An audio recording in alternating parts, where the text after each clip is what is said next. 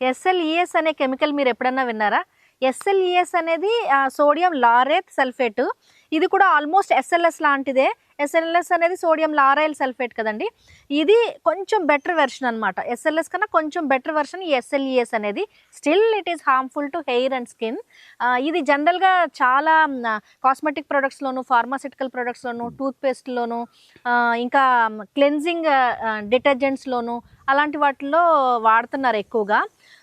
SLES ఉన్న షాంపూస్ని కానీ డిటర్జెంట్స్ని కానీ వాడడం వల్ల ఏంటంటే ఇది న్యాచురల్ ఆయిల్స్ని బ్రేక్ చేసేస్తుంది. అందువల్ల స్కిన్ అనేది తొందరగా డ్యామేజ్ అయిపోతుంది. హెయిర్ అయితే ఫ్రిజీనెస్ వచ్చేసి బాగా ఎక్స్ట్రీమ్ డ్రైగా అయిపోతుంది.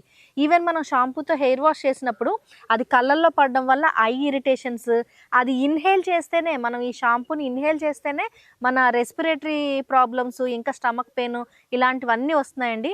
సో మీరు కానీ టూత్పేస్ట్ కానీ డిటర్జెంట్స్ కానీ అలాగే కాస్మెటిక్ ప్రొడక్ట్స్ని కానీ వాడుతుంటే కనుక back side ingredients list compulsory చూడండి.